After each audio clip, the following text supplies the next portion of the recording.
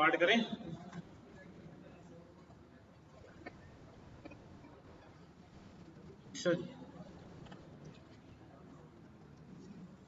So we are heading today towards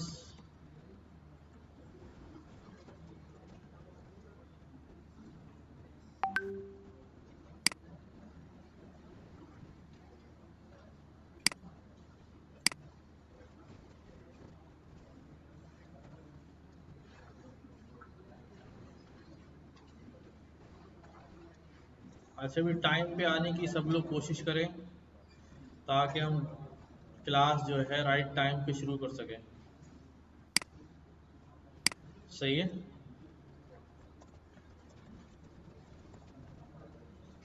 तो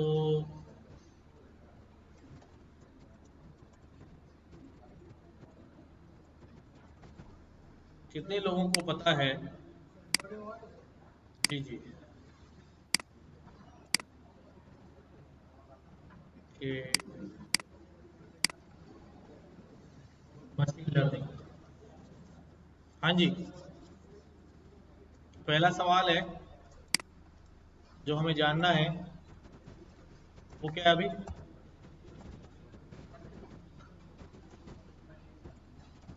machine learning. चलें बताएं जरा, क्या ख्याल है इस बारे में? What is machine learning? हाँ, और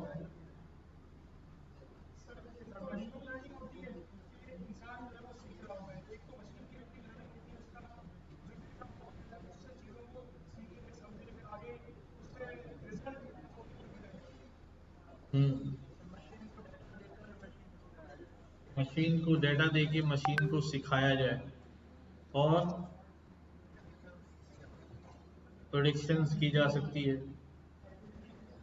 हाँ, कैलकुलेशंस की जा सकती है। हाँ, क्या दिया जाता है? उसे लॉजिक दिया जाता है, बताया जाता है और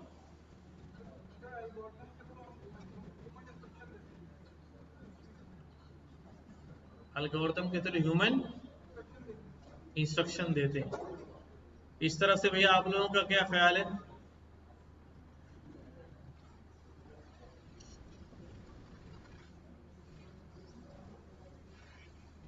आप बताओ व्हाट इज मशीन लर्निंग?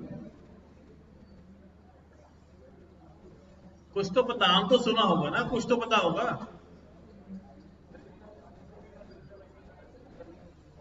चलो एक काम करो, एक्सप्लोर करो, जाओ देखो व्हाट इज मशीन लर्निंग। बस इतना सवाल ढूंढना है, व्हाट इज मशीन लर्निंग। फिर मैं सवाल पूछता हूँ।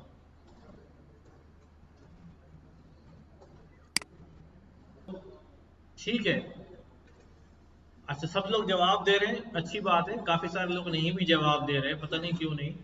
बट देखो, अभी तक जब हम काम करते थे ना, तो हम अभी तक क्या पढ़ रहे थे? अभी तक हम पढ़ रहे थे क्या? प्रोग्राम। आज से हमारे पास एक नई कहानी शुरू हो गई है। वो नई कहानी किस चीज की है? लर्निंग की। किसकी है? अच्छा सब लोग तवज्जो से सुनेंगे। हम बहुत आसान जबान में सिंपल बात करेंगे और आपको सिंपल बात ही याद रखनी है। ठीक है, तो प्रोग्रामिंग से हम किस पैराडाइम में आ गए हैं? लर्निंग के पैराडाइम में आ गए। पहले हम प्रोग्राम लिखा करते थे, प्रोग्राम बन जाता था, फिर वो प्रोग्राम एग्जीक्यूट होता था और रिजल्ट आते थे। अब हम ऐसा प्रोग्राम लिखेंगे। अच्छा, फिर सबसे इंपॉर्टेंट बात यह है कि जब हम प्रोग्राम लिखते थे तो उसके अंदर क्या लिखते थे? फॉर एग्जाम्पल मैं आपसे कहता हूं कि मैंने एक सॉफ्टवेयर बनाना है छोटा सा, जो स्टूडेंट की मार्कशीट प्रिंट कर सके। आपने कभी बनाया भी था, ग्रेडिंग सिस्टम बनाया था, तो क्या किया था हमने उसके अंदर? हमने उसके अंदर लॉजिक लिखी थी। क्या लिखी थी? लॉजिक लिखी थी। स्टेप बाय स्टेप हर किस्म का ग्रेड की लॉजिक लिख दी थी। और फिर हमने आखिर में क्या किया था? हमने उसको मार्क्स दिए थे। मार्क्स को उसने टोटल किया था, टोटल करने के बाद उसकी परसेंटेज निकाली थी, एंड देन परसेंटेज की बेसिस पे उसने हमें क्या निकाल के दिया था? ग्रेड निकाल के दिया था। ऐसे ही था। ये हमारा था कंप्यूटर प्रोग्राम। अच्छा, इस प्रोग्राम में जो की बात थी वो ये थी कि जो भी लॉजिक थी वो किसने डिफाइन की थी? हमने। क्या कंप्यूटर ने खुद कुछ डिजाइन किया था? कंप्यूटर किस लॉजिक के मुताबिक काम कर रहा था? जो हमने लिखी हुई थी। क्या कभी उसमें रिजल्ट गलत हो सकता था कि यार कभी मैंने 90% दे दी तो वो कह रहा है यार सी ग्रेड है, और कभी 90% दे दी तो वो कह रहा है नहीं यार A1 ग्रेड है? ऐसा हो सकता था? नहीं हो सकता था, कभी भी नहीं हो सकता था। ठीक है। तो इसका मतलब ये हुआ कि प्रोग्रामिंग पैराडाइम के अंदर हम क्या करते थे? हम लॉजिक थी, क्या थी? ठीक है, इसको मैं नया नाम दे रहा हूं, क्या? रूल्स। ये रूल्स है, ये रूल इंप्लीमेंट करो। ठीक है, ये रूल इंप्लीमेंट करो। किसके ऊपर इंप्लीमेंट करो? डेटा के ऊपर इंप्लीमेंट करो। डेटा जो है वो किस में से गुजरता था? रूल्स में से गुजरता था। और यहां पर हमारे पास क्या निकल के आता था? ऐसे ही था। डेटा क्या था हमारा? डेटा था हमारा मार्क्स। मार्क्स जाते थे हमारे कोडिंग लॉजिक के अंदर, और वहां से क्या निकल के आता था? ग्रेड। ऐसे ही था। अब मसला ये था कि मेरी जो मर्जी में रूल बनाऊं, मुझे रूल्स पता होते थे। वही रूल्स हम किसके अंदर लिखते हैं? कोडिंग के अंदर लिख देते हैं। और फिर डेटा हमारा passes through the rules, passes through the rules, और उसके मुताबिक वो हमें आंसर देता रहता था। ठीक है। क्या इस पूरे सिस्टम के अंदर, इस पूरे सिस्टम के अंदर ये जो पूरा प्रोग्राम था ये अपनी मर्जी से कोई फैसला कर सकता था? नहीं नहीं नहीं। जो हमने लॉजिक डिफाइन कर दिया है, जो रूल्स हमने डिफाइन कर दिए हैं, उसी रूल के मुताबिक चलता था। एक और चीज चीज के अंदर कि अगर कोई ऐसा डेटा आ जाता है, सुनो ये बात गौर से, अगर कोई ऐसा डेटा आ जाता है जिसके मुताबिक मैंने रूल डिफाइन ही नहीं किया है, तो क्या होता है? Program crash, undefined error. ऐसे ही होता है, क्योंकि ये रूल तो हमने प्रोग्राम के अंदर डिफाइन ही नहीं किया है। सो यहां पर खड़े होकर मैं कह सकता हूं कि हमारा प्रोग्राम तो बिल्कुल ही क्या है? बिल्कुल ही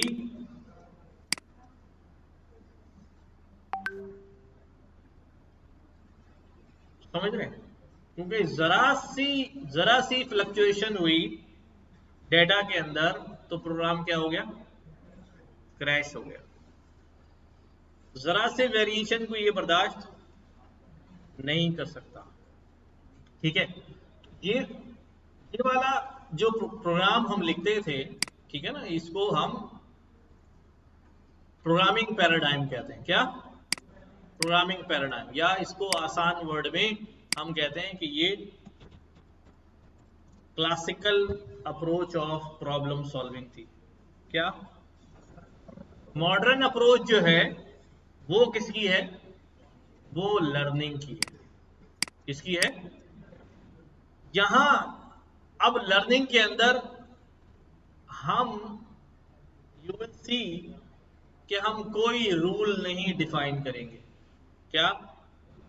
कोई रूल डिफाइन नहीं करेंगे। अब बात ये है तो फिर काम कैसे होगा? देखो हमने अभी ऊपर वाले प्रोग्राम के अंदर जो अपने प्रोग्राम को हमने क्या कहा है कि ये बिल्कुल ही हमारा क्या सा प्रोग्राम है? डम प्रोग्राम। ठीक है, ये खुद कुछ भी नहीं कर रहा है। जो हम बता देते हैं वही काम करता है। अच्छा, ये सिलसिला चलता रहा है, सदी पर मोहित है ये सिस्टम। 100 साल कंप्यूटर की हिस्ट्री में जो है वो क्या चल रहा है? यही चल रहा है कि हम लॉजिक्स डिफाइन करते हैं, उसको प्रोग्राम की शक्ल में लिख लेते हैं और बाद में डाटा आता है, उनमें से जिस लॉजिक पर वो डाटा पास होता है वहीं से रिजल्ट क्या हो जाता है? जनरेट होकर हमारे पास आंसर जो है वो आ जाते हैं। इस पूरे फिनोमेना के अंदर अगर कोई ऐसा सिनारियो हो गया है जो हमने कैप्चर नहीं किया है अपनी लॉजिक के अंदर, तो हमारा प्रोग्राम क्या हो सकता है? क्रैश हो सकता है। ठीक है, हम डम क्यों कह रहे हैं इसको? डम इसीलिए कह रहे हैं कि यार ये खुद से कोई डिसीजन लेता ही नहीं है। इंसान खुद से डिसीजन लेता है? हाँ, मसलन फॉर एग्जाम्पल,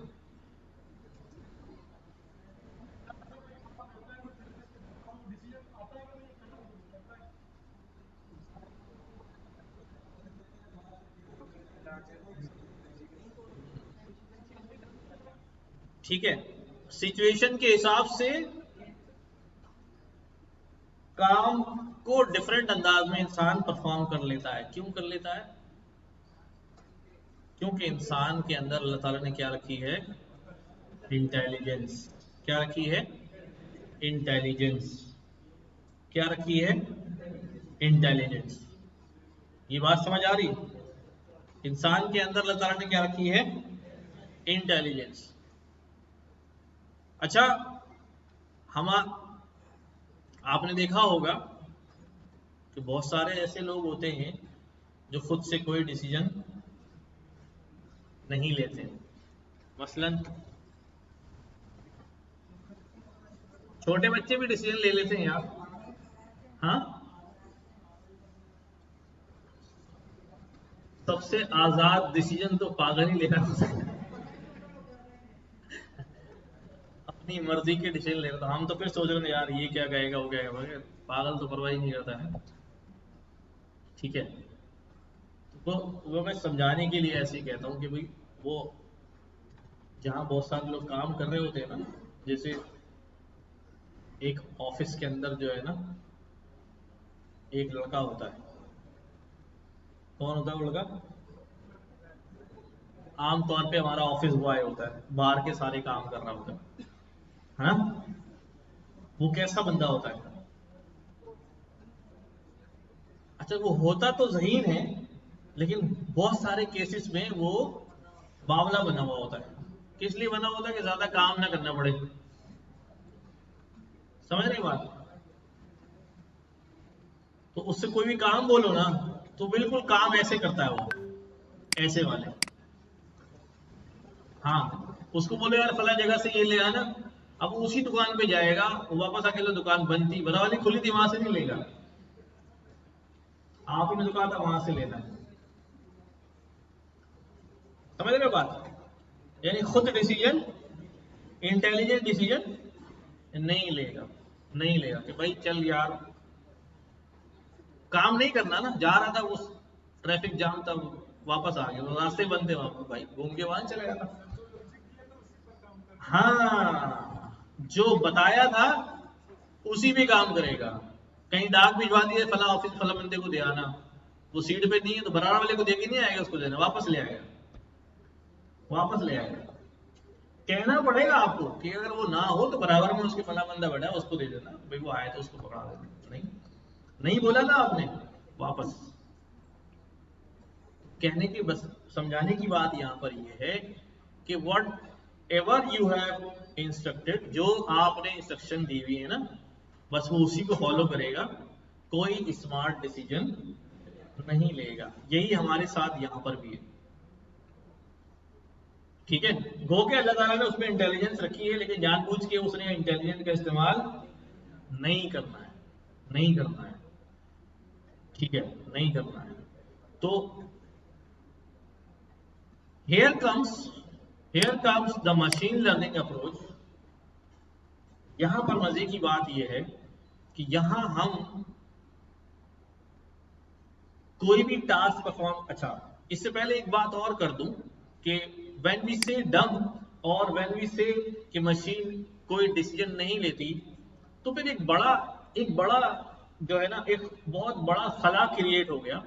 और ये आज नहीं, ये जिस वक्त कंप्यूटर के बारे में सोचना शुरू किया गया, जिस वक्त कंप्यूटर असल हालत में बना भी नहीं था, उस वक्त ही ये खला क्रिएट हो गया था कि भाई ठीक है, लोग बड़े एक्साइटेड थे कंप्यूटर को लेके, यार एक बड़ी जबरदस्त मशीन आ गई, ये करेगी वो करेगी। तो बहुत सारे जो साइंटिस्ट थे उन्होंने ये सवाल उठाया कि भाई क्या है, क्या फायदा है ऐसी मशीन का। बस इससे सिर्फ ये हो सकता है कि हमारा काम तेज हो जाएगा, बाकी करेगी तो ये वही कुछ जो हम इसको बताएंगे।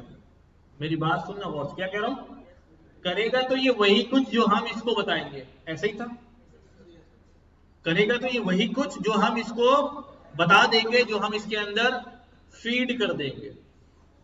तो ये हमारी हेल्प सिर्फ एक ही तरह से कर रहा है कि हमारा काम जो है वो क्या हो जाएगा, स्पीड अप हो जाएगा, हमें नहीं करना पड़ेगा। लेकिन ये कोई हमारे लिए कुछ टास्क परफॉर्म नहीं कर सकता, खुद से कुछ परफॉर्म नहीं कर सकता, खुद से कुछ परफॉर्म नहीं कर सकता। तो फिर तसव्वुर आया इंटेलिजेंट मशीन का कि यार एक इंटेलिजेंट मशीन होनी चाहिए। क्या होनी चाहिए, इंटेलिजेंट। अभी भी कोई आर्टिफिशियल इंटेलिजेंस का जिक्र नहीं था दूर दूर तक, इंटेलिजेंट मशीन का जिक्र था। यार कोई ऐसी मशीन होनी चाहिए, एक ऐसा कॉन्सेप्ट होना चाहिए कि जो हमारी हेल्प कर सके, जो हमारे लिए काम कर सके। कैसा काम, हमें कोई ऐसी बात बता सके जो हम नहीं जानते हो। अभी तो हम जो जानते हैं वो इसको बता रहे हैं, लेकिन कुछ ऐसा काम कर सके, कुछ हमारी ऐसी मदद कर सके कि जिन चीजों के बारे में हम नहीं जानते, वो सारी चीजें जो है वो क्या करना शुरू कर दे, हमें डिफाइन करना शुरू कर दे।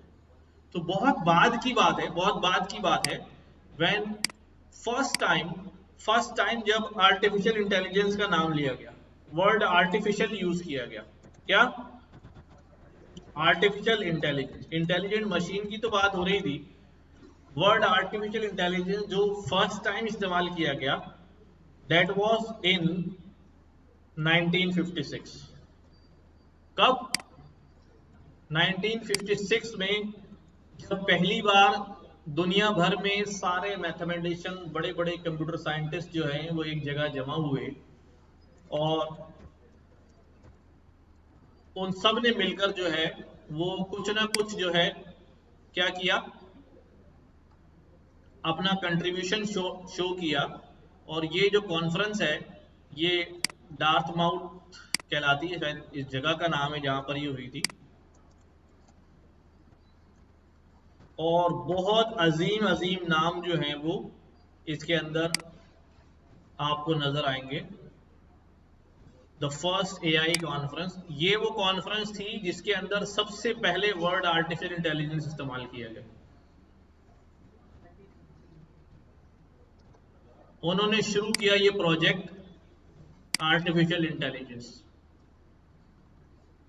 ठीक है, और इसके अंदर जो बड़े बड़े नाम थे, ठीक है, ये जो सारे जवान दिख रहे हैं ना, ये सारे बाद में बूढ़े हो गए।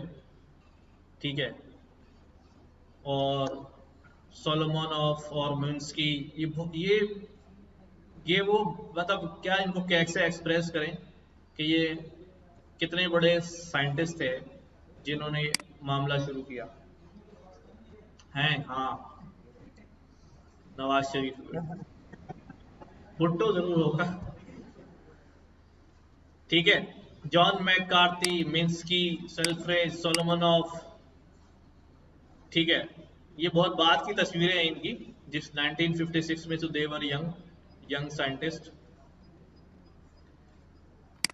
तो वहां पर देखो, वहां पर क्या हुआ, वहां पर फिर एक ऐसी फील्ड की बुनियाद डाली गई। हर एक का अपना कंट्रीब्यूशन था इस फील्ड के लिए, लेकिन सब जगह सब लोग एक पेज पर नहीं थे, हर एक अपने अपने तरह से कुछ ना कुछ सोच रहा था। This is the point in 1956 where they all united, और उन सब ने एक ग्रुप बनाकर जो है इसके ऊपर वर्किंग करना शुरू करी। और first time word artificial intelligence जो है वो लिया गया, आर्टिफिशियल इंटेलिजेंस। तो इंटेलिजेंस तो आपको समझ में आ गया, what is intelligence?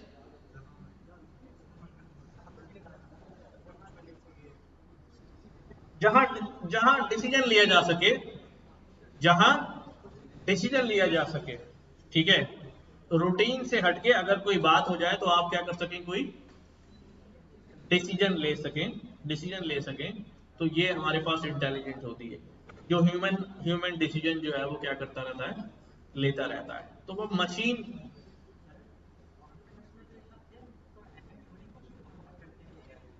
Alan Turing ने ये सब तो एल्गोरिथम्स बना रहे थे कि काम कर रहे थे। एलन ट्यूरिंग भी इन्हीं में से एक साइंटिस्ट था। उसने एक स्टैंडर्ड दिया, एक स्टैंडर्ड दिया कि किस मशीन को हम इंटेलिजेंट मशीन कह सकेंगे। आज जाके वो कॉन्सेप्ट जो है वो प्रूव हुआ है। उसने एक स्टैंडर्ड दिया कि भाई अगर आप किसी मशीन को इंटेलिजेंट मशीन कह रहे हैं तो उसका क्या क्राइटेरिया होगा। तो उसने एक टेस्ट बनाया, तो पेपर वाला एमसीक्यूज बेस्ड टेस्ट नहीं, उसने एक टेस्ट बनाया, एक पेपर लेगा, उसने कहा भाई ऐसी मशीन आर्टिफिशियली इंटेलिजेंट मशीन कहलाएगी कि अगर ये सिनारियो क्रिएट किया जाए कि एक बंदे को यहां बिठा दिया जाए और दीवार के पीछे एक इंसान भी बैठा हो और एक मशीन भी बैठी हुई हो, और बंदा कोई बातचीत करे तो उसे अंदाजा ही ना हो कि कौन सा जवाब मशीन का है और कौन सा जवाब इंसान का है। समझ रहे बात? मैं उससे बात करूं तो मुझे पता ही ना चले कि पीछे से कोई ह्यूमन जवाब दे रहा है या कोई मशीन जवाब दे रही है। अगर इंसान धोखा खा जाए, जवाब इतना स्मार्ट हो, इतना ह्यूमन लाइक हो कि इंसान को पता ही ना चले कि मशीन है या इंसान है, तब वो मशीन क्या है, इंटेलिजेंट मशीन कहलाएगी। तो बहुत अरसे से एआई का काम चलता, लेकिन आज हम ये बात देख रहे हैं। ट्यूरिंग कहां ऑब्जर्व कर रहे हैं, जगह जगह अब चैटबॉट्स हैं। अभी आप चैट जीपीटीज भी यूज करते हैं, ये भी यूज करते हैं, और चैटबॉट्स भी हैं। मुख्तलिफ साइट्स पे जाएं, ये करें वो करें, कॉल भी करें तो आपको पता नहीं चलेगा अंग्रेजी में बात कर रहा है बंदा है कि इंसान है। ठीक है, नॉर्मल आपसे बात हो रही होगी, ठीक है। आप तो चूंकि एआई की फील्ड के लोग हैं तो आपको इतनी नॉलेज है, आप फौरन गैस करने लगेंगे यार उन्होंने कोई बॉट लगाया हुआ है। But the common man running outside, वो अगर कहीं कॉल करे और वहां से जो है ना वो जवाब आ रहा हो खूबसूरत सी आवाज में, तो उसको नहीं पता चलेगा यार ये मैंने इंसान से बात की है या मशीन से बात की है। ऐसा ही है ना अभी, ठीक है। अब हम देख रहे हैं कि मॉडर्न जो एनिमेटेड चीजें बन रही हैं वो कितनी रियलिस्टिक हैं। कि यार सामने जो मॉडल चलती फिरती नजर आ रही है यार, मैं तो सोच ही नहीं पा रहा ये असली भी है नकली है, पता नहीं। हाँ, तो दिस वाज द अचीवमेंट, ये वो स्टैंडर्ड था कि जब ये सेट हो जाएगा, ये अचीव हो जाएगा, तो we can say a machine जो है वो क्या है हमारे पास, आर्टिफिशियली इंटेलिजेंट मशीन है। तो अगर आप सर्च करेंगे, you will go and search for a Turing test, तो आपको नजर आ जाएगा भाई कि भाई ए भी है और बी भी है और सी जो है वो बातें कर रहा है। Proposed by Alan Turing as a method to as machine's ability to exhibit intelligent behavior indistinguishable from a human, ऐसा intelligent behavior कि इंसान उसको distinguish कर ही ना सके। It involves a human evaluator communicating with a both human and a machine without knowing which is which, कौन machine है कौन, even in trying to determine which is which. If the evaluator cannot reliably distinguish between the two, the machine is said to have passed the test. तो this was the test basically, जिसका overview जो है वो ये है. तो आज के दौर में जब वो सवाल रेज हुआ कि यार ये मशीन हमारे लिए कुछ कर सके, तो ये चीज अचीव हुई फिर मशीन लर्निंग एल्गोरिथम्स के थ्रू कि अब जो हमारी मशीन है, अब मैं ये नहीं कह सकता, उसको ये इल्जाम नहीं लगा सकता कि ये डम मशीन है. क्यों क्यों क्यों क्योंकि we have a lot of data. हमारे पास क्या है, बहुत सारा डेटा है, बहुत सारा डेटा है इस तरह से, और इतना जो है ना कॉम्प्लेक्स फॉर्म में, यू सी, इतना कॉम्प्लेक्स फॉर्म में डेटा मौजूद है जिसको हम किसी तौर पर एज अ ह्यूमन एनालाइज कर ही नहीं सकते. और अगर उस डेटा के अंदर कोई सर्टेन काम हो रहा है कि कभी ये हुआ, कभी ये हुआ, कभी ये हुआ, कभी ये हुआ, कभी ये हुआ, कभी ये हुआ, तो ह्यूमन उसको इंटरप्रेट कर ही नहीं पा रहा है कि यार ये काम हुआ है, तो ये सारा डेटा है, मैं इस डेटा में कैसे घुसूं कि मुझे पता चल सके हाँ यार ऐसा डेटा होता है तो ऐसा काम होता है. तो वो डेटा इतना कॉम्प्लेक्स है कि मैं उनके दरमियान रिलेशनशिप को स्टडी कर ही नहीं सकता. इसका मतलब एक ऐसा एरिया आ गया, सुनो बात गौर से, एक ऐसा एरिया आ गया डेटा में कि जिसके बारे में इंसान नहीं जानता, बट कौन निकाल के दे रहा है, मशीन निकाल के दे रही. ठीक है, तो वो जो सवाल था 18th सेंचुरी के अंदर कि भाई ये सारे काम तो वही करते हैं जो हम बताते हैं, आज हम नहीं बता रहे मशीन को, बल्कि मशीन हमें बता रही है कि भाई ये है, मशीन हमें बता रही है. ठीक है, तो that's the period of intelligence के where we can analyse the very very very complex data sets which a human impossible for a human to analyse. ठीक है, तो मशीन जो है वो हमें काम करके दे रही है. और मजे की बात ये है, जाहिर है इसके अंदर हमारा इनपुट इन्वॉल्व नहीं होता. क्या मतलब, मैं इस मशीन को ये नहीं बताऊंगा कि भाई डेटा ऐसा हो तो ऐसा करना है, ऐसा नहीं, कोई इफ एल्स नहीं होगा, कहानी खत्म. क्या, कोई इफ एल्स, कहानी खत्म. अब मुझे ग्रेडिंग सिस्टम बनाने के लिए इफ एल्स लगाने की जरूरत नहीं है. बस मेरे पास क्या होना चाहिए, डेटा होना चाहिए कि भाई ये स्टूडेंट्स ने नंबर लिए थे और इसका ग्रेड ये था, ये नंबर लिए थे, इसका ग्रेड ये था, ये नंबर लिए थे. सिर्फ नंबर ही नहीं, नंबर पे तो बड़ा आसान है फैसला करना, टोटल करो निकाल लो क्राइटेरिया बना के. बट उसकी क्लास परसेंटेज इतनी थी, क्लास में बैठता ऐसा था, कपड़े ऐसे पहनता था, अच्छे से पढ़ता था, सवालों के जवाब. अब बहुत सारे पैरामीटर है और उन पैरामीटर्स में वेरिएशन भी बहुत ज्यादा है. कि मैं अगर आपसे कहूँ चलो यार इसको फैसला करो क्या ग्रेड देंगे, तो आपने कहा चलो इसको ए ग्रेड दे देते हैं. एंड अगेन कुछ वेरिएबल में वेरिएशन हो गई, कुछ वेरिएबल में वैसे ही रहा, अब आप फैसला करना मुश्किल हो गया. यार अगर मैं इसको देखता हूं तो यहाँ ये हाई है, ये लो है. तो यहां पर किसने हेल्प की, मशीन ने हेल्प की. मशीन ने हेल्प आपको ऐसा काम करके दिया जो आप नहीं जानते थे, वरना अब तक मशीन वही परफॉर्म कर रही थी जो हम जानते थे ऑलरेडी. सिर्फ मशीन को वो रूल्स बना के दे रहे थे and machine was working on these rules. भाई ये है, ये रूल है, ये डेटा है तो ये आंसर है, ये रूल है, ये डेटा है तो ये आंसर है. अब वाला सिस्टम जो है वो क्या हो गया, खत्म हो गया.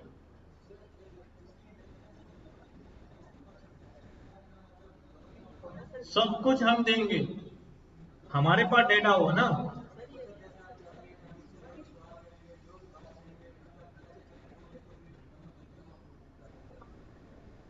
एक मिनट पहले उनकी बात खत्म हो दो.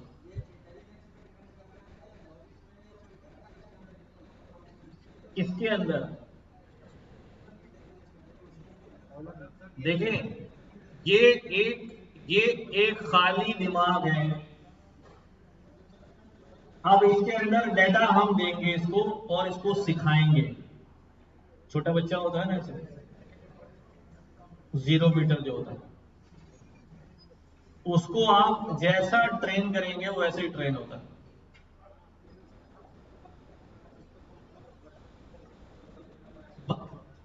मैंने ये नहीं कहा कि लॉजिक बताएंगे, मैंने कहा इसको ट्रेन करेंगे। कैसे ट्रेन करेंगे वो भी देखते हैं। ठीक है, क्या कह रहे थे?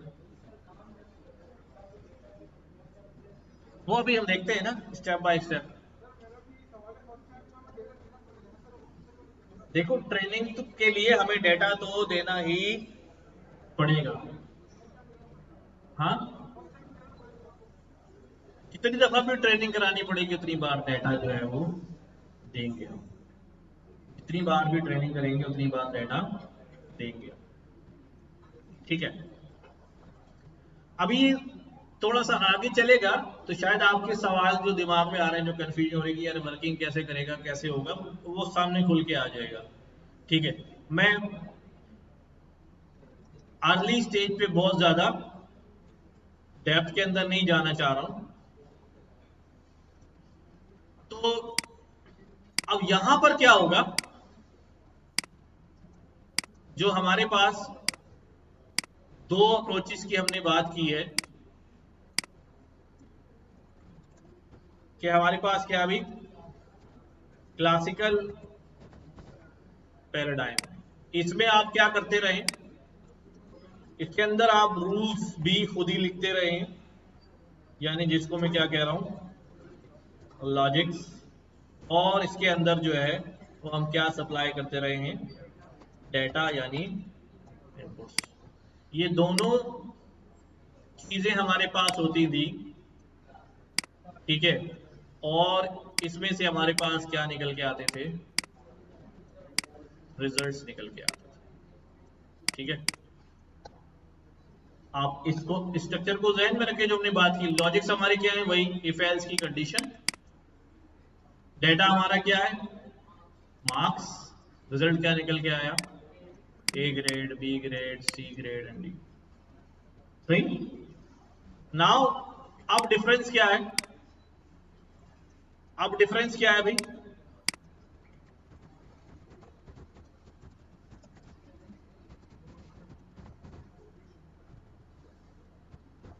इसमें अब हमारे पास क्या, अब हम क्या देते हैं,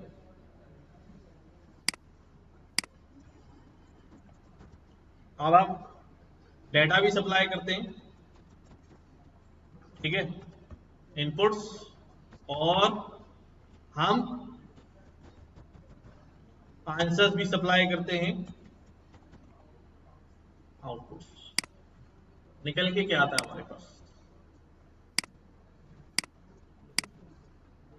हाँ भाई क्या मिलता है हमें, रूल्स या लॉजिक्स।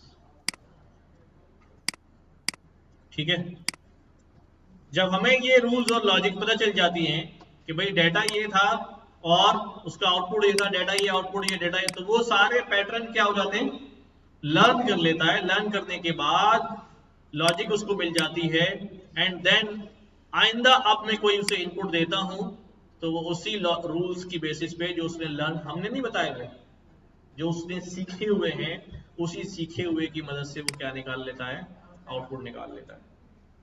ठीक है, अच्छा, इस चीज को करने के लिए मैं यहां पर एक छोटी सी हम एक्सरसाइज करने जा रहे हैं। क्या करने जा रहे हैं, छोटी सी एक्सरसाइज करने जा रहे हैं, जिससे आपको ये वाली बात क्लियर हो जाएगी जो मैं कह रहा हूं। ठीक है, अच्छा देखो,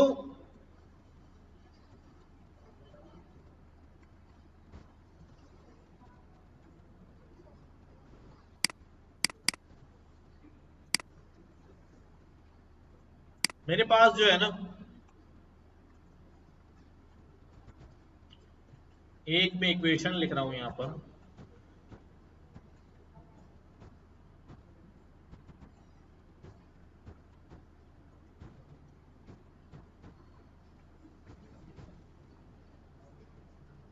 सबको नजर आ रही?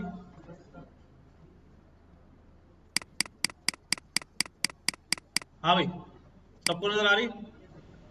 अच्छा देखो, ये मेरे पास इनपुट है और ये मेरे पास आउटपुट है। इनपुट में मैं डिफरेंट वैल्यूज ले लेता हूं।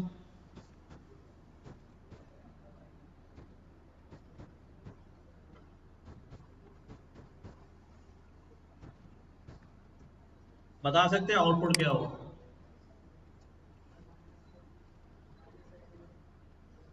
हाँ, माइनस -18। आगे ही बताते जाओ।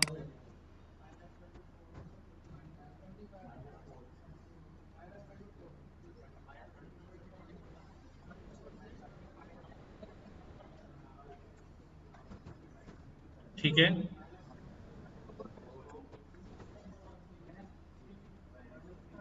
और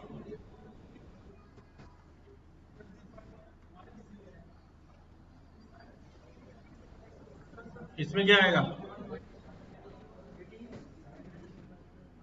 18 या 17? और इसमें क्या आएगा? माइनस, और इसमें 31। अच्छा भाई, अब ये आपने क्या किया? ये आपके पास क्या मौजूद था? रूल मौजूद था। ठीक है, रूल मौजूद था। क्या दिया गया? आपने इनपुट दिया और उसकी मदद से क्या निकल आया? आउटपुट निकल आया। ठीक है, इसमें कमाल किस बात का है कि रूल हमारे पास क्या है, पहले से गिवन है। पहले से हमें रूल जो है वो मालूम है। सही है, पहले से हमें रूल, ये बात क्लियर हो रही? अच्छा, अब मैं क्या कर रहा हूं,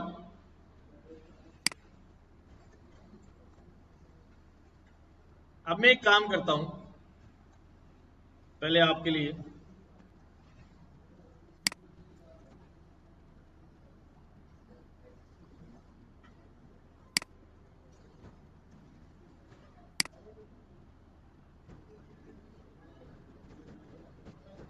हाँ, अभी बता रहा हूं, मैंने खुद ही निकाली।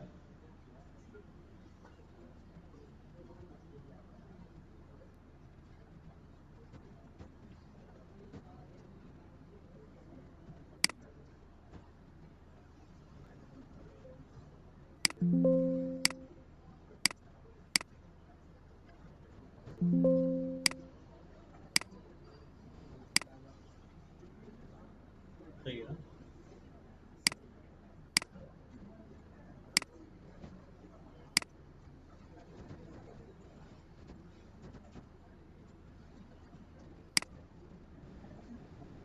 अभी लगा दे। क्या थी हमारी?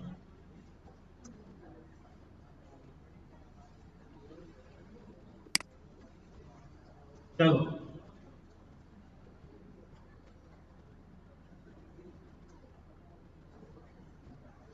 नजर आ रहा है? इस दफा मेरे पास क्या है? इनपुट भी है और नहीं है मेरे पास। चलो बताओ रूल क्या है?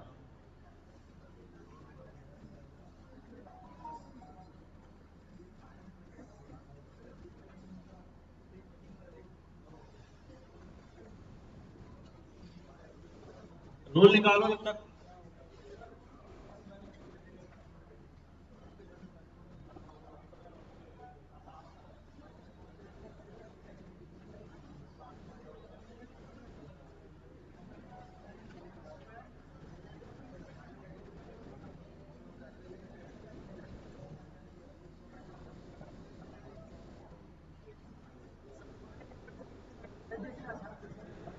हाँ, आसान क्वेश्चन करो। करो ना यार, निकालो।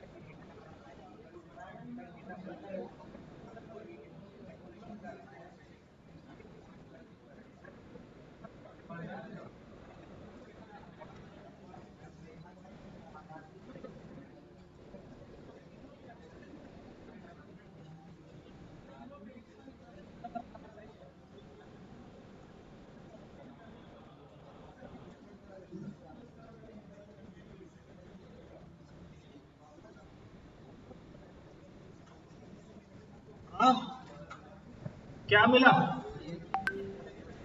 3x + 2, यानी कि अब मैं कह सकता हूं 3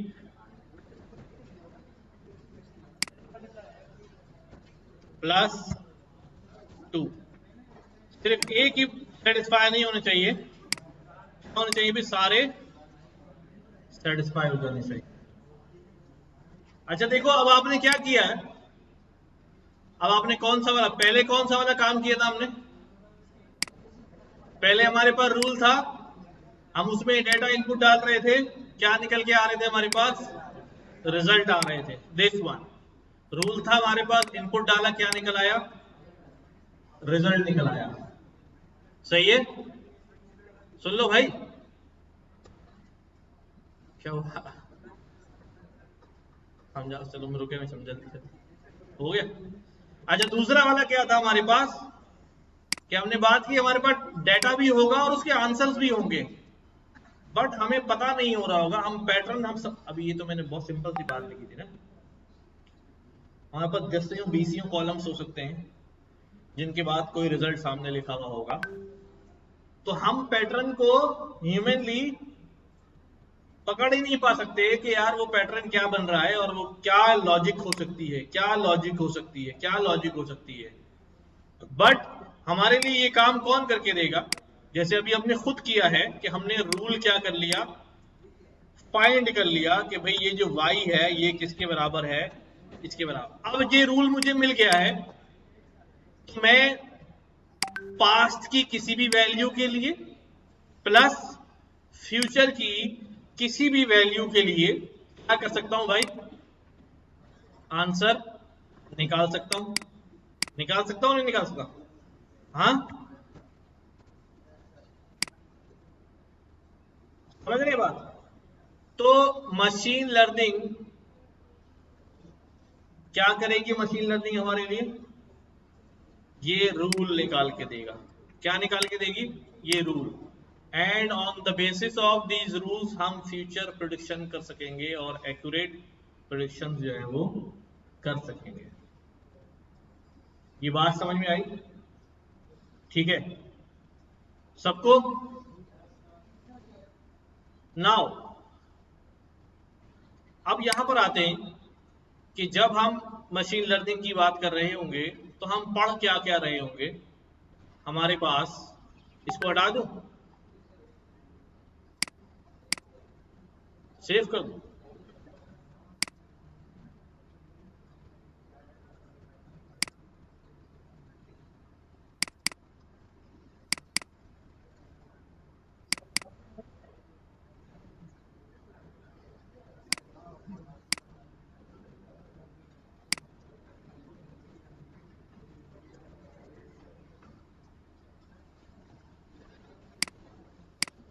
अब हमारे पास जब हम मशीन लर्निंग की बात करते हैं तो हमारे पास मशीन लर्निंग के डोमेन्स होते हैं। क्या होते हैं?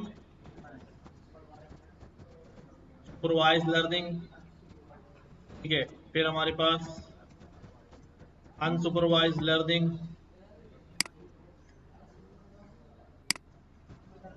इसी तरह हमारे पास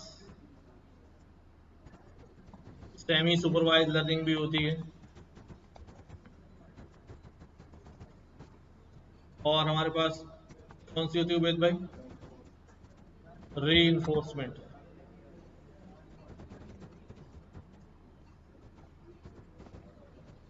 रीइंफोर्समेंट लर्निंग, ठीक है। अच्छा भी कोई बता सकता है सुपरवाइज लर्निंग क्या होती है? हाँ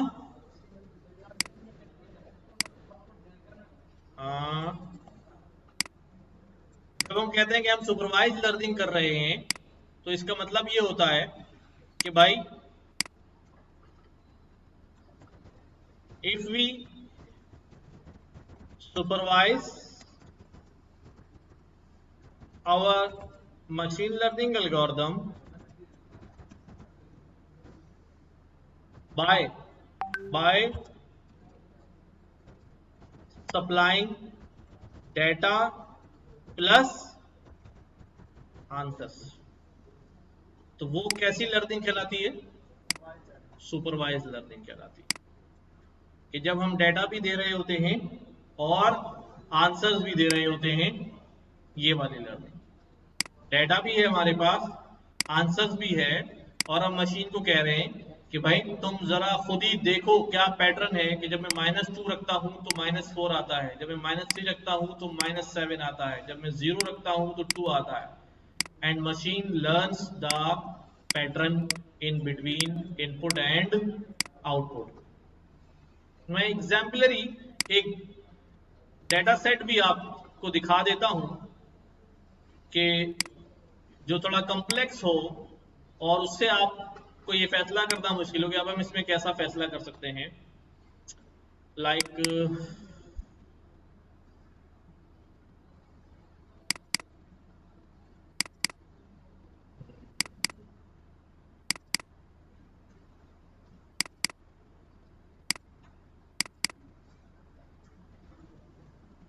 लाइक ये एक फाइल है, देखो इसके अंदर जो है क्या क्या डेटा मौजूद है।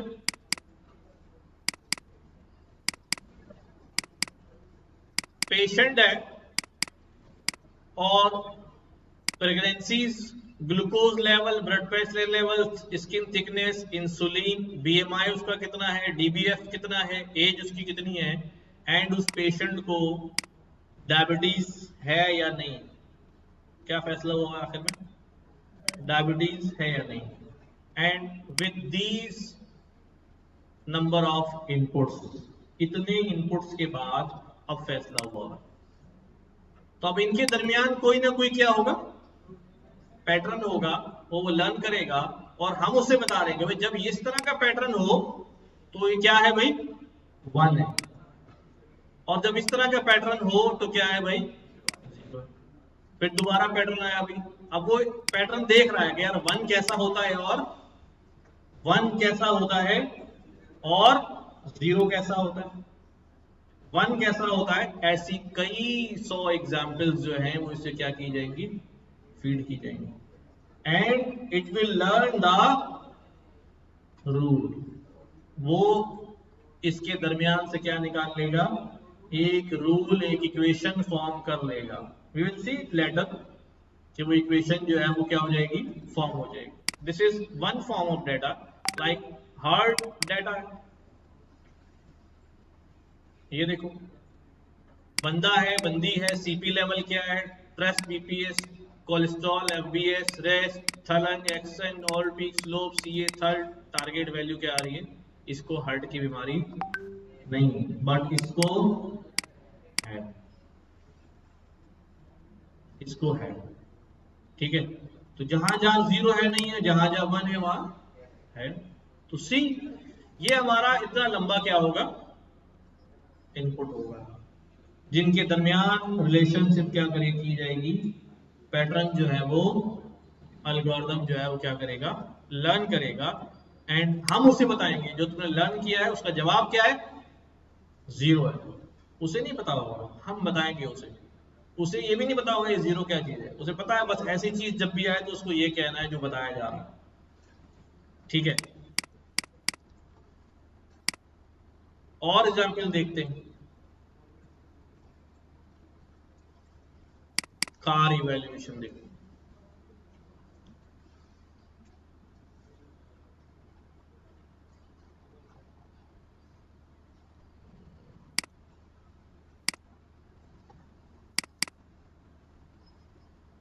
कस्टमर, ये कस्टमर का डाटा है, ये बताने वाला है कि कौन सा कस्टमर भागने वाला है, कौन सा कस्टमर रुकने वाला है। कस्टमर चर्न प्रेडिक्शंस, जेंडर उसका ये है, देखो पैरामीटर्स की तादाद, कस्टमर आईडी ये है, जेंडर ये है, सीनियर सिटीजन है हाँ, पार्टनर उसका कोई है हाँ, और डिपेंडेंट्स उसके हैं हाँ हैं, टेन्योर कितना है उसका हमारे साथ, फोन सर्विस ली हुई है, मल्टीपल लाइन सर्विस ली है, फला लिया फला लिया फला लिया है, पेमेंट कैसे करता है, पेमेंट का मेथड कौन सा है उसका, ठीक है, कॉन्ट्रैक्ट है या मंथ टू मंथ, कैसा कॉन्ट्रैक्ट है,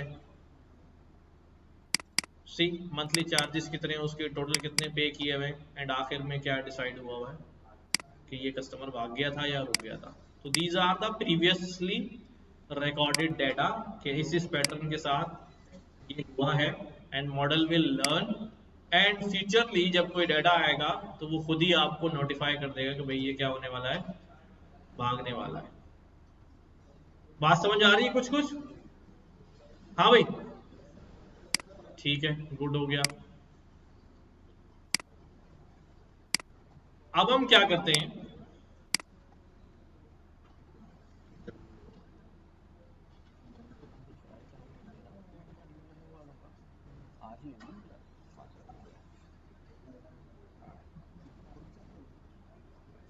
बच्चे बच्चे आए मैंने से, चले आगे बढ़े। तो सुपरवाइज लर्निंग में हम क्या करते हैं कि हम सारे इनपुट भी देते हैं, एक्स भी, और उसको क्या बताते हैं, वाई भी, कि भाई ये पैटर्न देखो सीखो, जो भी इनके दरमियान पैटर्न है हमें नहीं मालूम कि वो क्या है, but see these a lot of examples, और देखो पैटर्न और क्या करो, डिसाइड करो क्या होने वाला है। ठीक है, तो in supervise learning, unsupervise learning में क्या होता है, अनसुपरवाइज लर्निंग के अंदर हमारे पास आंसर नहीं होता, क्या नहीं होता, हमारे पास आंसर नहीं होते हैं। यहां पर हम सिर्फ क्या सप्लाई करते हैं, डेटा सप्लाई करते हैं, data and some parametric values, not answers. ठीक है, हम पैरामेट्रिक वैल्यूज डेटा के साथ सप्लाई करते हैं, आंसर्स हमें नहीं मालूम होते, हम सप्लाई भी नहीं करते अनसुपरवाइज लर्निंग में। ठीक है, अभी इन दो की बात करेंगे, सेमी सुपरवाइज और रीइंफोर्समेंट की बात नहीं करेंगे।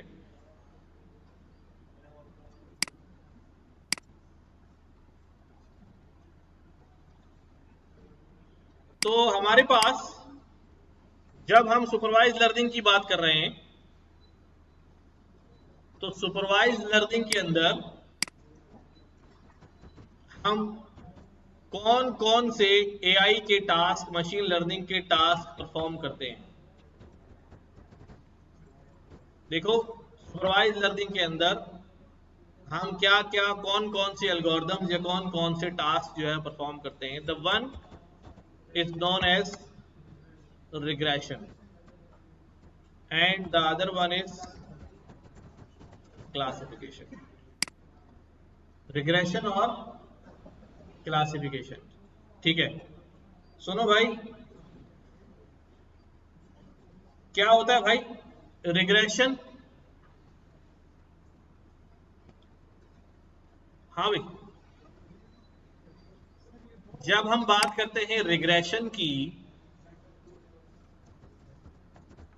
ठीक है, तो रिग्रेशन का मतलब क्या है? What is regression? सबसे पहले तो हम ये कह देते हैं कि भाई whenever we have to predict a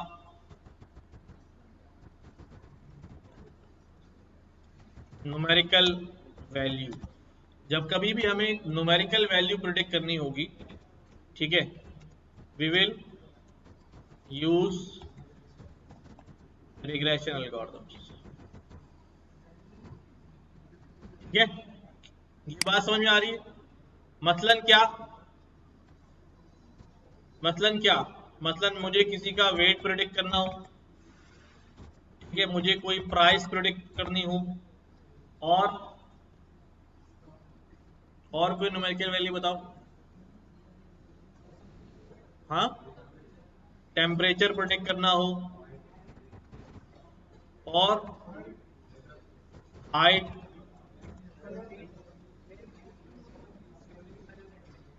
major नहीं, प्रिडिक्ट करनी.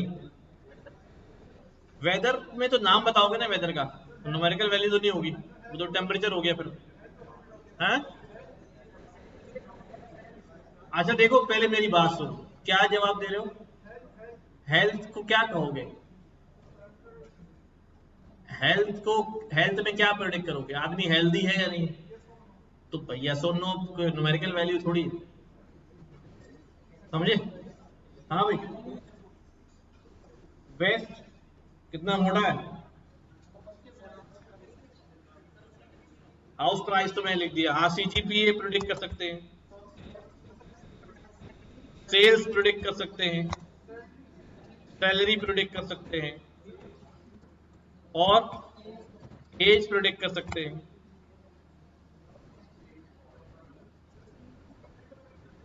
हाँ, यही मैंने लिखा है इधर कि जब कभी भी हमें क्या करना होगा, न्यूमेरिकल वैल्यू प्रेडिक्ट करनी होगी, तो वी विल यूज रिग्रेशन.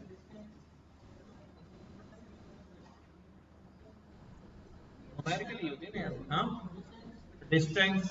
सो काफी एग्जाम्पल अपने यहां लिख ली. हाँ, अभी बात करते हैं उसकी, अभी सिर्फ रिग्रेशन की बात कर रहे हैं. करते क्या है रिग्रेशन में, अभी हम उसके पर आते हैं. और जब हम कहेंगे कि मुझे क्या करना है,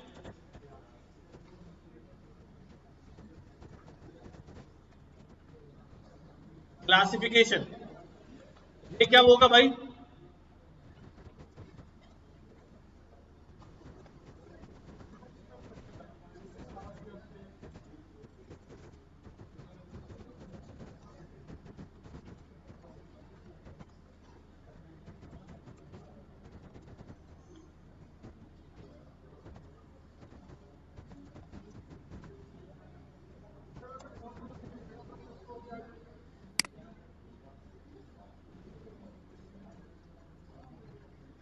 अच्छा भाई देखो, जब हमारे पास क्या होगा,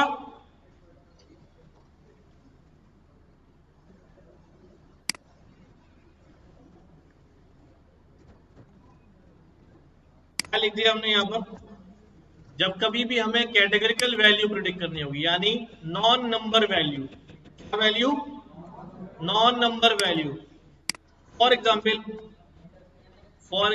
जेंडर प्रिडिक्ट करना है, और रिजल्ट में पास या फेल प्रिडिक्ट करना है, कलर प्रेडिक्ट करना है, और बीमारी है या नहीं ये प्रेडिक्ट करना है,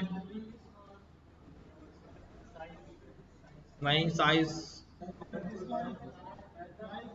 लाइक डिसलाइक, और वेदर प्रेडिक्ट करना है, अभी हॉट है कोल्ड है, स्पैम नॉट स्पैम जैसे ईमेल्स होती हैं, ठीक है, और ग्रेड्स। तो ये सारी जो है वो कैसी वैल्यूज है हमारे पास, नॉन न्यूमेरिकल वैल्यूज हैं, कैटेगरिकल वैल्यूज हैं। तो ऐसी वैल्यूज को हम क्या करेंगे प्रेडिक्ट करने के लिए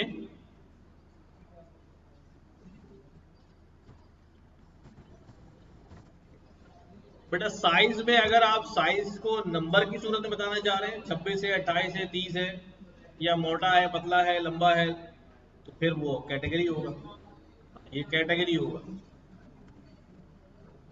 ठीक है। अच्छा आप देखो इधर, सबसे पहले अगर हम बात करें किसकी, रिग्रेशन की, किसकी, रिग्रेशन की। अब सवाल ये है व्हाट इज रिग्रेशन, रिग्रेशन क्या होता है, किसने पढ़ा हुआ है कभी, पढ़ा हुआ तो होगा कभी, हाँ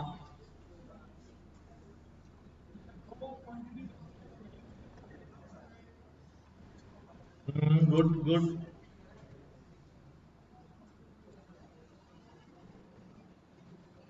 नो आइडिया, देखो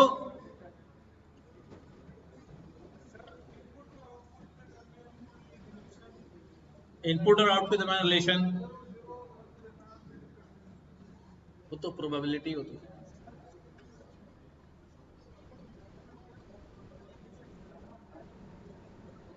एक डिपेंडेंट वेरिएबल होता है और एक इंडिपेंडेंट वेरिएबल होता है।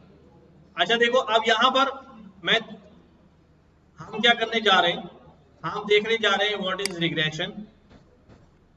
तो सबसे पहले रिग्रेशन से पहले आप सबको मालूम है कि भाई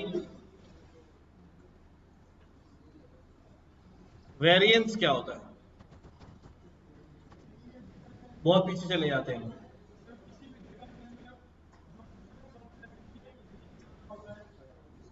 डिफरेंस, डिफरेंस किससे,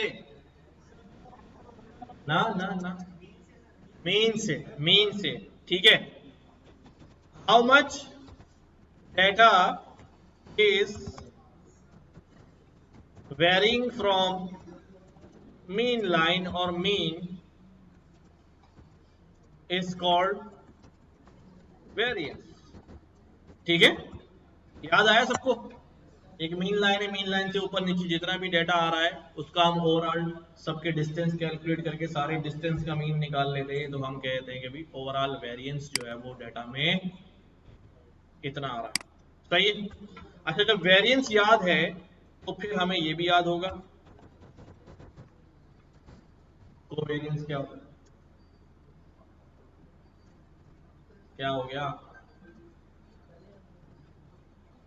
को मतलब कंबाइंड वेरिएंस, अभी भी याद नहीं आ रहा। एक वेरिएंस जो है वो हमारे पास यूनिवेरिएट होता है, इसके अंदर हम सिंगल कॉलम की बात करते हैं, एज में वेरिएंस निकालेंगे, हाइट में निकालेंगे, सैलरी में निकालेंगे, ठीक है। बट जब हम क्या करते हैं, दो दो या दो से ज्यादा वैल्यूज के दरमियान क्या करते हैं, डिपेंडेंसी चेक करते हैं कि भाई एक वैल्यू बढ़ रही है दूसरी भी क्या हो रही है, बढ़ रही है, एक वैल्यू गिर रही है दूसरी वैल्यू गिर रही है, तो वो क्या कहलाता है, कोवेरिएंस। याद है सबको, याद आया, कोवेरिएंस। तो कोवेरिएंस क्या चीज होती है, covariance tells the relationship between two variables या between dependent and independent variables two variables वो क्या हो सकते हैं, डिपेंडेंट और independent variables, is either positive और नेगेटिव और न्यूट्रल। कोवेरिएंस हमें क्या बताता है, रिपीट करो भाई, भाई रिलेशनशिप बिटवीन डिपेंडेंट और इंडिपेंडेंट वेरिएबल क्या है भाई, पॉजिटिव है, नेगेटिव है, या पॉजिटिव का मतलब क्या होता है, पॉजिटिव का मतलब है कि एक क्वांटिटी, डिपेंडेंट क्वांटिटी अगर बढ़ेगी, इंडिपेंडेंट क्वांटिटी अगर बढ़ेगी तो डिपेंडेंट भी क्या होगी, यानी एक्स अगर बढ़ेगा तो वाई भी, और नेगेटिव क्या, और एक्स अगर गिरेगा तो वाई भी गिरेगा। ये कैसा रिलेशनशिप है, पॉजिटिव।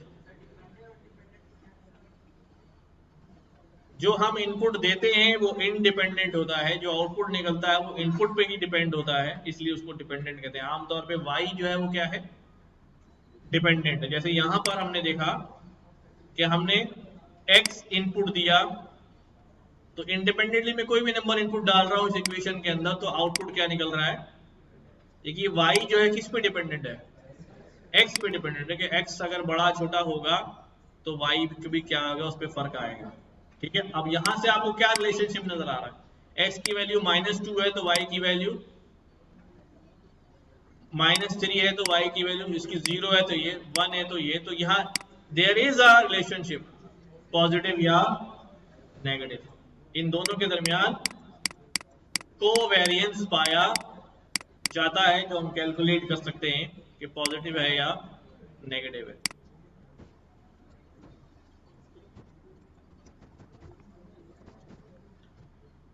कोरिलेशन, हाँ भाई, कोरिलेशन क्या होता है,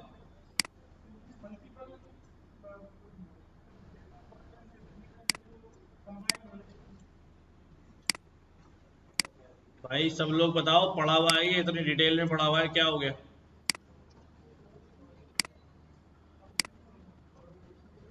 कोरिलेशन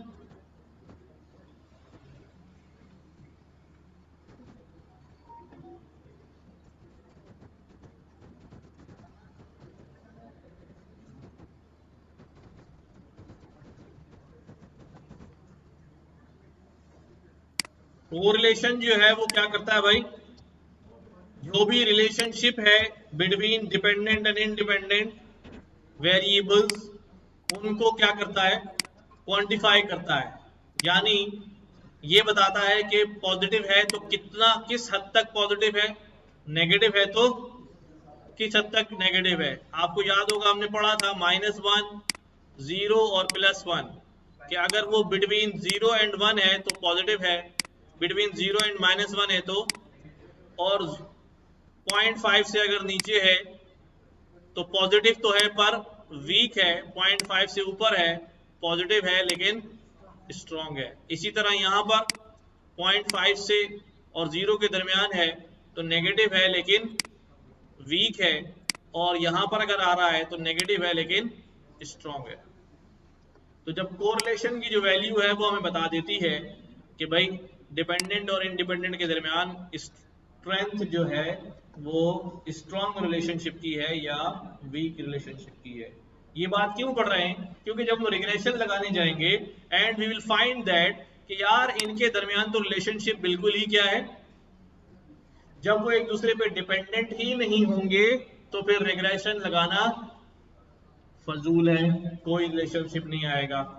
कैसे पता चलेगा कि डिपेंडेंट है या नहीं है, एक तो कोरिलेशन निकाल लो, वरना आप क्या कर सकते हैं,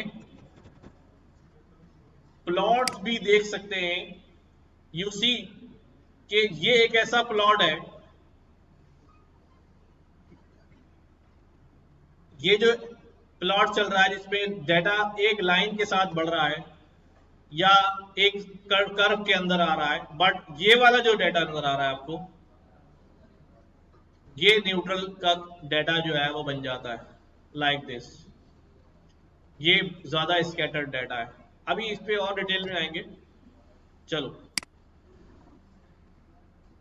तो क्या बात कर रहे थे हम भाई, कि कोरिलेशन क्वांटिफाई कर देता है। अब मसला ये है कि कोवेरिएंस से ये पता चल जाता है कि भाई पॉजिटिव है या नेगेटिव है, कोरिलेशन ये बता देता है अभी कितना पॉजिटिव है और कितना नेगेटिव है। कि यार मैं x की वैल्यू बढ़ाऊंगा, यही होता है ना हमारे पास रिलेशन जो अभी हमने फाइंड आउट किया था कि मैं इसके अंदर क्या करूंगा भाई, x की वैल्यू बड़ी करूंगा तो y की वैल्यू भी क्या हो जाएगी, बढ़ जाएगी। x की वैल्यू अब बढ़ जाएगी, ये तो पता चल जाएगा किससे, कोवेरिएंस से, क्योंकि पॉजिटिव आ रहा है। लेकिन x की वैल्यू को थोड़ा सा बढ़ाऊंगा तो y की वैल्यू क्या होगी, थोड़ी सी बढ़ेगी, या y की वैल्यू ज्यादा बढ़ेगी। अगर रिलेशनशिप स्ट्रॉन्ग पॉजिटिव है तो इसका मतलब ये है कि x की वैल्यू को ज्यादा बढ़ाऊंगा तो y की वैल्यू ज्यादा बढ़ेगी, और अगर नियर बाय जीरो के करीब है तो x की वैल्यू को बहुत ज्यादा बढ़ाऊंगा तो y की वैल्यू थोड़ी सी बढ़ेगी। बट ये कैसे पता चलेगा कि x की वैल्यू को 5 यूनिट बढ़ाऊं तो y की वैल्यू में कितने यूनिट आएंगे, ये कैसे पता चलेगा? नहीं, ये पता चलेगा रिग्रेशन से। ठीक है, किससे पता चलेगा? तो regression will quantify the exact value कि भाई x की वैल्यू में 10 डाल दूं तो y की वैल्यू 20 आएगी। अब यहां अंदाजे नहीं होंगे, क्या नहीं होंगे, एग्जैक्ट वैल्यू के अंदर आके हम काम करेंगे। ठीक है, तो ये जो हमने काम किया है यहां पर कि x की वैल्यू डाली है तो y का हमारे पास क्या आया, y का वैल्यू क्या है, y की एक वैल्यू आई है ना हमारे पास। ये तो नहीं बता रहा ना पॉजिटिव है, नेगेटिव है या स्ट्रॉन्ग है, नहीं, डायरेक्ट क्या आई है, this is regression, this is regression, this is regression.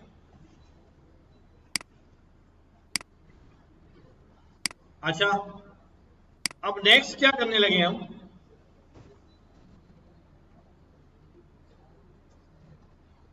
देखो रिग्रेशन में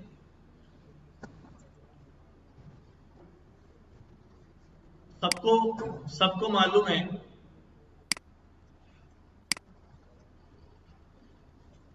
जब हम रिग्रेशन की बात करते हैं तो हमारे पास रिग्रेशन जो है वो कई तरह का हो सकता है। क्या हो सकता है, कई तरह का हो सकता है। वो तरह कौन कौन सी होती है, हाँ, वो हमारे पास लीनियर रिग्रेशन हो सकता है। ठीक है, और वो हमारे पास क्या हो सकता है, पॉलिनोमियल भी हो सकता है। अब इसका मतलब क्या है लीनियर रिग्रेशन का और पॉलिनोमियल रिग्रेशन का?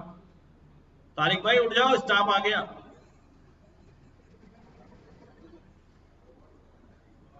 एक घंटे से सो रहा है, मैंने कहा चलो अब नींद पूरी हो गई होगी। अच्छा, रिग्रेशन में हमारे पास दो तरह के रिग्रेशन हो सकते हैं, एक लीनियर रिग्रेशन और एक पॉलिनोमियल रिग्रेशन। जब हम बात करते हैं तब तवज्जो से सुनो भाई, ये बातें छोड़ो।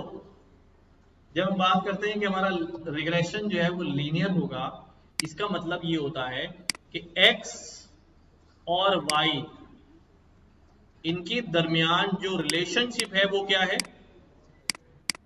लीनियर रिलेशनशिप है।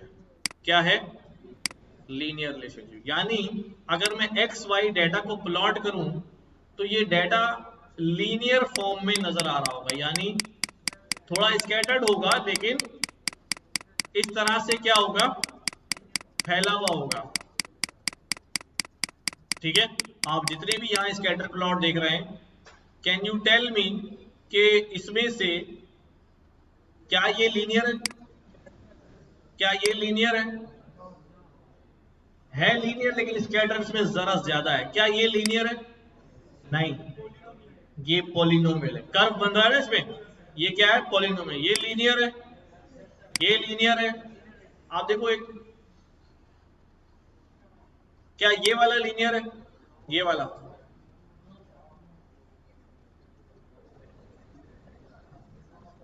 ये स्कैटर्ड हुआ है, तो ये पॉलिनोमियल भी नहीं है, ठीक है, ये न्यूट्रल आएगा इसका कोरिलेशन।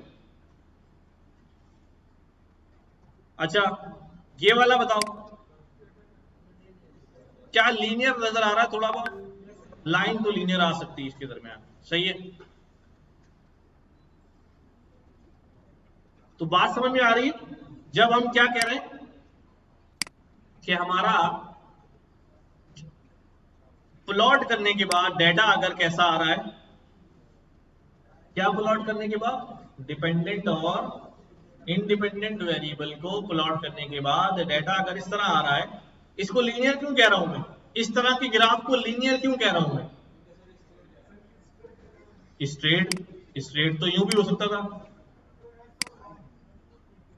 क्योंकि हमने पढ़ा हुआ है बचपन में कि भाई ये 0 है, ये x है, ये y है। अगर x में 1 यूनिट आगे जाऊं तो y में भी कितना आगे जा रहा हूं?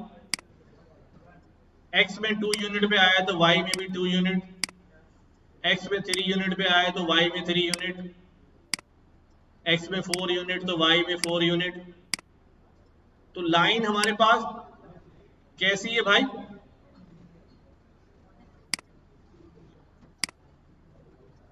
इस तरह आ रही। इस तरह की चलने वाली लाइन हमें क्या बताती है कि x और y साथ साथ क्या हो रहे हैं? बढ़ रहे हैं। x और y साथ साथ आगे बढ़ रहे हैं। और जारे कहीं कहीं थोड़ा सा फ्लक्चुएशन भी आ रहा होगा, लेकिन वो फ्लक्चुएशन रीडेबल है। समहाउ हम कह सकते हैं कि बढ़ना तकरीबन एक साथ ही है। और मजे की इंपॉर्टेंट बात यह है, सबसे ज्यादा इंपॉर्टेंट बात यह है, जरा इधर तवज्जो देना, कि ये जो लाइन का नीचे होना या ऊपर होना, इससे रिलेशनशिप पे क्या फर्क पड़ रहा होता है? ये बताता है कि कितना ज्यादा स्ट्रॉन्ग रिलेशनशिप है। अगर ये लाइन का स्लोप बिल्कुल कम है तो इसका मतलब क्या है? इसका मतलब ये x बढ़ रहा है लेकिन y थोड़ा बढ़ रहा है, ज्यादा कहां बढ़ रहा है भाई? y में तो इजाफा हुआ ही नहीं, x यहां पहुंच गया। और अगर यहां पर है 45 डिग्री पे, तो इसका मतलब यह है कि बिल्कुल 100% रिलेशनशिप है। कोरिलेशन कितना है कि जितना x बढ़ रहा है उतना ही y बढ़ रहा है। और अगर ये और ऊपर चला गया तो इसका मतलब क्या है? 200% कोरिलेशन हो गया है, 100 से अबव हो गया कि यार x में थोड़ा सा बढ़ा लेकिन y वहां शूट कर गया है, यानी y इज इक्वल टू क्या हो गया भाई? 2x हो गया। x की वैल्यू 1 डाली तो y का आंसर कितना आ गया? 2 अंदर 2, डबल आंसर आ रहा है। और जितना ऊपर चलता जाएगा उतना ज्यादा जो है वो क्या हो जाएगा भाई? हम कहेंगे स्ट्रॉन्ग रिलेशनशिप हो गया, पॉजिटिव। और ये भी तो हो सकता है कि लाइन जो है वो यूं आ रही हो, इसका मतलब x 0 पे y बहुत ज्यादा था, लेकिन अब जैसे जैसे x आगे बढ़ रहा है वैसे वैसे y क्या हो रहा है? कैसा रिलेशनशिप है ये? नेगेटिव रिलेशनशिप है, नेगेटिव रिलेशनशिप है। और इस नेगेटिव के अंदर भी स्ट्रॉन्ग या पॉजिटिव का, स्ट्रॉन्ग या वीक का कैसे पता चलेगा? अगर ये बहुत ही ज्यादा क्या हुआ है? यूं हुआ है, तो इसका मतलब ये है कि x क्या होता जा रहा है? बढ़ता जा रहा है, लेकिन y बहुत ज्यादा नीचे नहीं आ रहा, तो वीक नेगेटिव है। लेकिन जैसे जैसे नीचे आता जाएगा स्ट्रांग होता जाएगा, और जैसे ही यहां पर आ गया तो इसका मतलब बड़ा स्ट्रांग नेगेटिव है कि x थोड़ा सा आगे बढ़ा, y झट से नीचे आ गया। ऐसे ही है ना? इसको एनालाइज करते रहना, इस लाइंस के चक्कर को जो है वो केयरफुली समझना पड़ेगा हमें। डन। अब आ जाते हैं यहां पर कि हमारे पास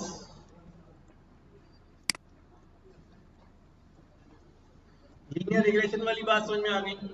और अगर डेटा जाहिर है लीनियर फॉर्म में नहीं, ऐसा है कि उसके अंदर कोई कर्व ड्रॉ हो सकता है। क्या ड्रॉ हो सकता है?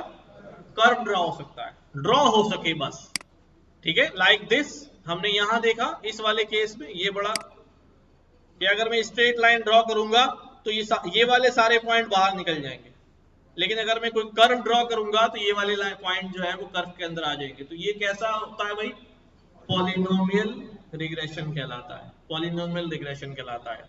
And with linear regression we have multiple sorts of regressions, जिसके अंदर हमारे पास सिंपल लीनियर रिग्रेशन है, ठीक है, जिसके अंदर हमारे पास मल्टीपल लीनियर रिग्रेशन। क्या है भाई? सिंपल और मल्टीपल। सिंपल क्या होता है? सिंपल वही होता है कि एक एक्स हो और एक, बट मल्टीपल में क्या होगा? इनपुट x1 भी है, इनपुट x2 भी है, इनपुट x3 भी है, एंड सो ऑन, पता नहीं कितने इनपुट हो सकते हैं, और फिर एक y है। तो जहां हमारे पास कॉलम ज्यादा होंगे और हमें न्यूमेरिकल वैल्यू प्रेडिक्ट करनी होगी, तो वो रिग्रेशन हम कैसा रिग्रेशन कहेंगे उसको? Multiple linear regression. और जहां एक ही कॉलम होगा और एक ही प्रेडिक्ट करनी होगी न्यूमेरिकल वैल्यू, तो वो कैसा होगा भाई? सिंपल लीनियर रिग्रेशन होगा। सही है, बात समझ में आती है? कोई सवाल यहां तक? हाँ,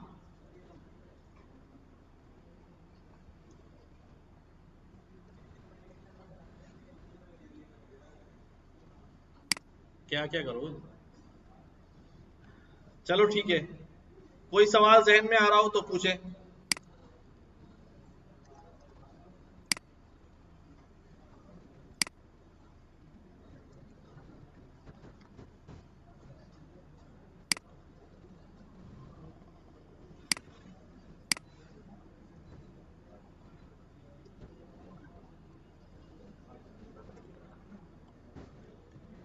नेक्स्ट क्लास में इंशाल्लाह हम इसके ऊपर जो है